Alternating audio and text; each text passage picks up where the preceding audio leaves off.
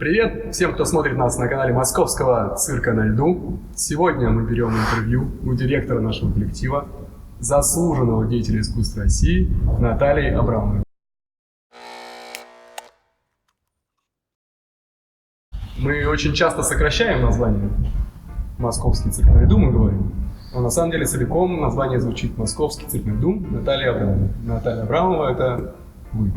Это название запатентовано и в России, и в Европейском Союзе тоже. Расскажите, тяжело вообще было получать? Как это делалось? Да, это кому попало, наверное, не то, что дают. тяжело. Это, как любая процедура, требует времени. И пришлось потратить, сходить к каким-то организациям, доказывать. Очень хорошо, что было выдано ходатайство цирка Никулина на Цветном бульваре, в котором мы работаем. И благодаря этому ходатайству, в принципе, нас так, можно сказать, без очереди пропустили. Вообще дело непростое. Это всегда марка «Москва» дается очень избирательно, и нам оказали такую честь. Круто. Мы приехали сейчас работать программу в Симферополь, цирк Тезикова. И так получилось, что у нас 20% артистов — это новички. Ну, не 20, может быть, 10. Новички есть, 10 да, точно, да. Новичков очень много. Не важно, как получилось, куда подевались старые артисты. Интересно, как появляются новые? Как вы делаете из начинающих артистов цирка на льду? Ну, чтобы быть честными, все-таки к нам не приходят люди совсем без подготовки. Как правило, это люди практически уже, если не мастера спорта, то уж обязательно с первым разрядом по фигурному катанию, либо по гимнастике. А в данном случае одна из сегодняшних новичков вообще чемпионка России — Грешцева Евгения. Вот. А вообще здесь много очень факторов влияет. Ведь этот человек новенький, он принимается в семью. Поэтому кроме его данных акробатических, физических, каких-то эстетических, он должен просто влиться в этот, в общем, небольшой коллектив. И очень часто людям вот это некое замкнутое пространство 30 человек довольно трудно дается. Насчет фигуристов и цирковых артистов. С кем проще? Кого проще обучить для работы в цирке на льду? Знаете, фигуристы уже имеют один жанр. Они уже владеют эквилибром. И поэтому накладывается на это жонглирование или там даже воздушная гимнастика или что-то, это всегда проще, потому что все-таки под ногами у нас лед. А вот с людьми, которые пришли из училища, с ними, как правило, тяжелее, но здесь опять зависит от вот какой-то внутренней подготовки. Потому что, вот, известно, что у медведей есть черта такая, они обладают способностью эквилибра. Да? Медведи и у фигуристов. Я серьезно говорю, это как вот она там, эндолимфа, перилимфа, она там переливается, какие-то самые, они имеют эту возможность. А мы, я знаю, что сколько лет уже у нас жонглер, который не очень сильно владеет коньками. Или там, а вот эта девочка сегодня, которая второй раз чемпионка, она смогла за 3 недели там обучиться каким-то элементарным навыкам фигурного катания. Очень индивидуальная эта история. А психологически с кем легче работать? С теми, кто пришел с циркового училища, из цирка, или фигурист? С кем? Я думаю, кто проще приживается? Я думаю, что фигуристы. Мне кажется, что фигуристы. Да. Фигуристы проще. Да. Учатся. Они попадают все равно, хотите или не хотите, мы усложняем жизнь фигуристов, но они в своей стихии. Мы сейчас находимся в цирке Тезикова Бориса Николаевича. Нам известно, что именно в этом цирке началась ваша карьера как артист из цирка, первого в мире цирка, наверное, тогда, в 71-м Да, году. вот представляете, я даже ехала сюда и думала, господи. Знаете, действительно, это было очень давно, и мы здесь выпускались, у нас здесь был грандиозный праздник, здесь репетировали. Не совсем мы вообще-то набирали нас в Лужниках, мы там полгода просидели, и 8 месяцев здесь, в Симферополе. И вот за эти 8 месяцев чего только как не мечтали, чего только не учили. И выпуск здесь был. И даже к нам очень молодым родители приехали, все нас поздравляли, пекли пироги, тогда это так было. В общем, это запоминающийся цирк, и вот он оказался через столько лет, Борис Николаевич, нет? Вот, и вот его сын сейчас тоже вспоминал об этом. Я ему говорю, что-то я вас не помню. Сколько вам лет было? Он говорит, да лет 12. Я говорю, понятно тогда. Но он вас помнил? Вспомнил? Он меня не вспомнил, он вспомнил номера. Вот, интересно, кстати. А в какой номер вы ходили здесь? Или в несколько сразу? В цирке на льду по одному номеру не работают, как вообще выяснилось. А тем более с сегодняшним напряжением выездов во все зарубежные поездки. И вот тут, на самом деле, можно вспомнить историю, когда зарубежная поездка была из 65 человек. Сейчас едут 25 и ведут 2 отделения. Эти артисты просто обязаны уметь все. Я все время вспоминаю, когда мы работали в цирке Никулина, мне билетеры говорили, они у вас умеют все. Они на циклах катаются, туда катаются. Это было всегда так приятно и весело. И здесь то же самое.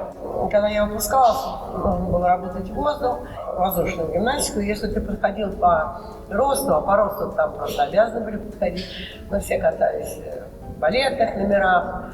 И даже какие-то навыки жонглирования нам всем давали. В общем, уже позже я работала, «Рейнские колеса» стала работать. Из сложных таких номеров. Вот сейчас у нас, кстати, нет. В кардебалете у нас были костюмы пингвинов, и ракетка теннисная была задрапирована под рыбку. И у нас 16 человек, не 12.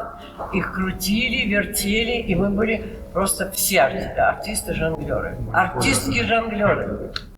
Как вы попали вообще сами в цирк на льду? У меня была подружка, которая тренировалась у Кудрявцева. По совместительству была его женой, Ирина Калинина. Мы с ней учились на одном курсе. Подошла к ней, не особенно дружили. Дай мне, говорит, купальник с этой птичкой. Вот, а я еду в Лужники, в цирк на льду. Я говорю, да ладно, пожалуйста. Она говорит, знаешь что, ты вроде так вот, как я, поехали со мной. Тоже посмотрим. Я говорю, да я кайков не видела сроду вообще. Да, она была фигуристка, а я была гимнастка. В общем, мы поехали с ней, прогуляли психологию, я это очень хорошо помню. 2 пары психологии. Мы приехали в Лужники, нам одели лыжные номера, завязали здесь и здесь.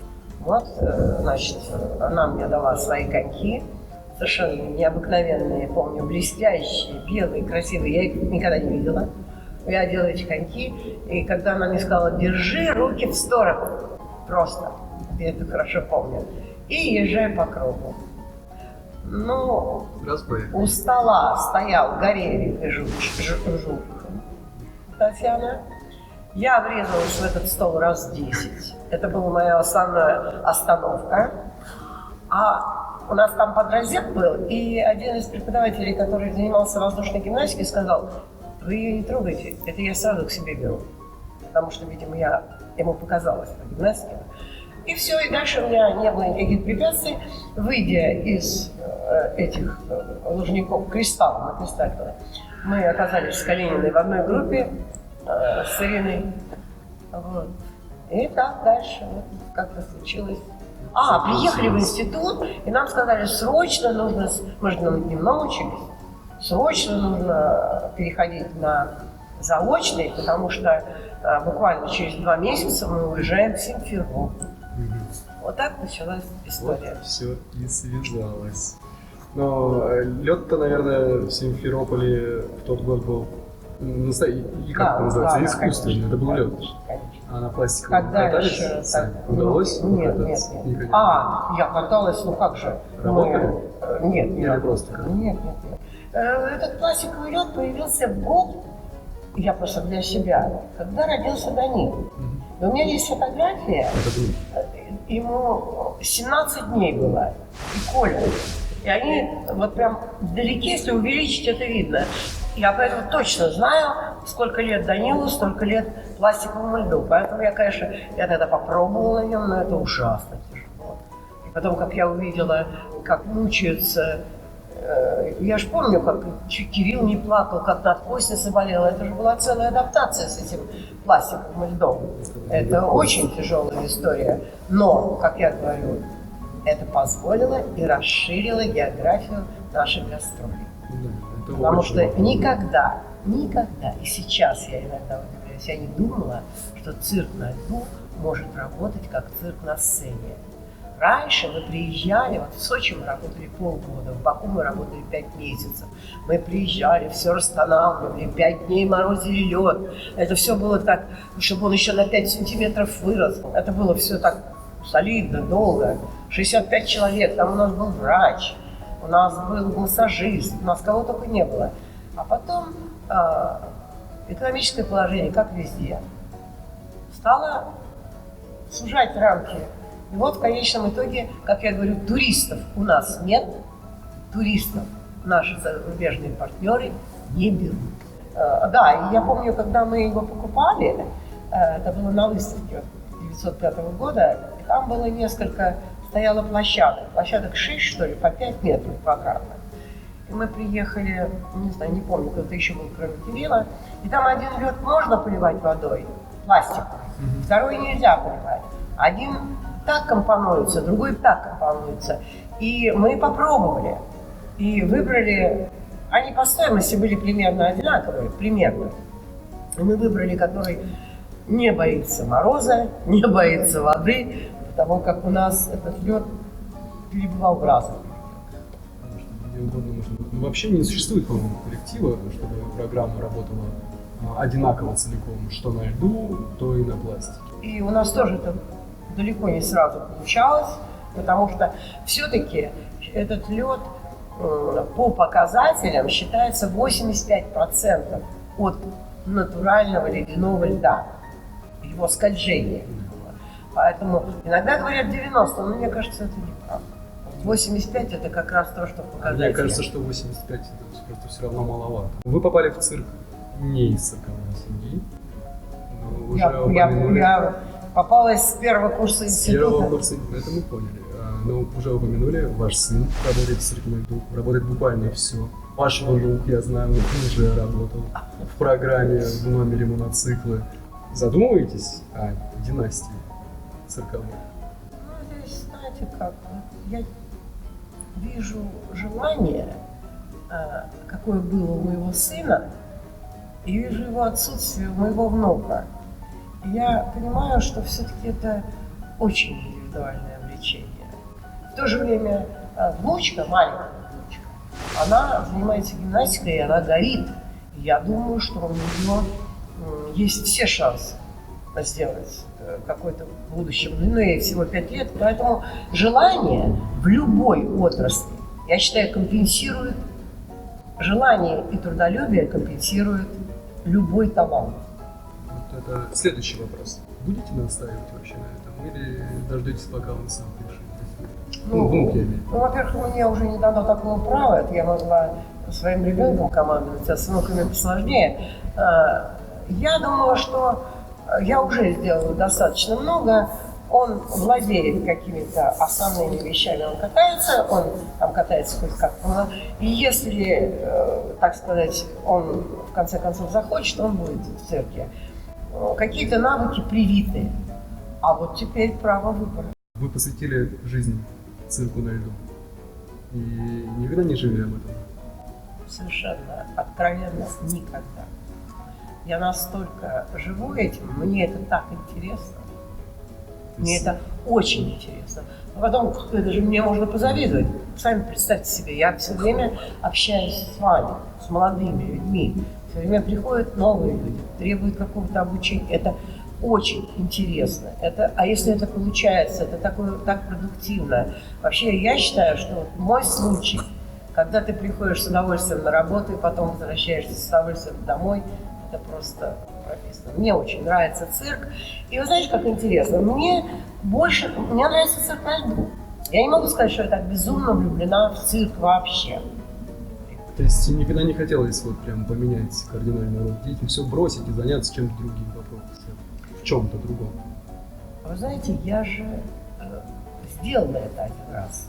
Я работала воздушной гимнасткой, работала это самое, и я помню даже прекрасно, что это был город Алма-Ата. Я вдруг понимаю, что я больше не могу. Мне вот хочется какого-то другого воздуха, знаете, вот хотелось просто... Мне было на тот момент скучно. Я просто ушла. Но, правда, здесь с личной жизнью тоже. Вот это я лукавлю вообще. Я ушла, и в этот момент в студии как раз были курсы «Пригитище», мне очень повезло. Меня туда определили, я очень много взяла оттуда. Это было интересно, мы встречались с режиссерами в разных театрах, были. Много всего было вот за эти короткие. И я вернулась, я всегда мечтала вернуться в цирк. Я вернулась туда в другом качестве. Поэтому, конечно, вот в этом смысле, когда я уходила, я скучала. Да. Но перезагрузка все-таки требуется, да? Ну, вот, но ненадолго. Вообще надо обязательно заниматься, надо хоть как-то саморазвиваться, вот хоть как-то. Это очень важный момент. Как только человек внутренне вот насыщается, все, дальше можно идти. И заключительный вопрос. Что пожелаете артистам, которые хотят работать в цирке? Я бы очень хотела придумать что-то новое. Мы с некоторых пор тиражируем жанры. Мы их повторяем, усложняем. Повторить любое, даже очень сложное, всегда легче, чем это изобрести. Потому что ты точно знаешь, что там побывали. Вот, пожалуй, я бы очень хотела, чтобы мы вместе все вот что-то такое изобрели. Но у нас очень сложно сейчас в плане репетиционного времени. Потому что, я вообще не знаю, уже лет 8, наверное, у нас нет базы, да? И мы все равно не просто существуем, делаем какие-то номера, успеваем в каких-то цирках, в пребывании, вот там повезло 5 месяцев в Будапеште, там, что-то такое делать. И даже этот месяц был очень результативным в Симферополе. Поэтому такие вот города нужны. В общем, от претендентов требуется что-то новое, смелость. И пожелаем им, чтобы нам повезло с репетиционным периодом. Да. И еще, конечно, вот нам всем надо подумать, не только режиссерам, но я сейчас хочу... Это обязательно, потому что должен быть какой-то рывок. Должен же и после нас какой-то остаться. Вот. Кстати, дополнительный вопрос насчет спонсорской поддержки. Не думали поискать спонсоров больших каких-то? Когда проводят фестиваль Федотов детский, 4 сентября каждый год. В цирке не понял. В цирке. И я каждый раз смотрю, они прям пускают титры, кто у них спонсор. И я вам должна сказать, их все меньше и меньше. Но спонсорская помощь желательно, но это надо найти такого человека, который был бы первый богат, второй бы обожал цирк. Спасибо вам большое за интервью. Можете, пожалуйста, для наших зрителей сказать, чтобы они не забывали подписываться, ставить лайки. И, этого достаточно. Конечно. Мы очень хотим, чтобы вы проявляли интерес к нам, к нашему искусству. Ставьте, пожалуйста, нам лайки. Подписывайтесь. И на канал. подписывайтесь И на канал. побольше комментариев. Да, если будет больше комментариев, у нас наверняка будут спонсоры. Спасибо. Спасибо большое.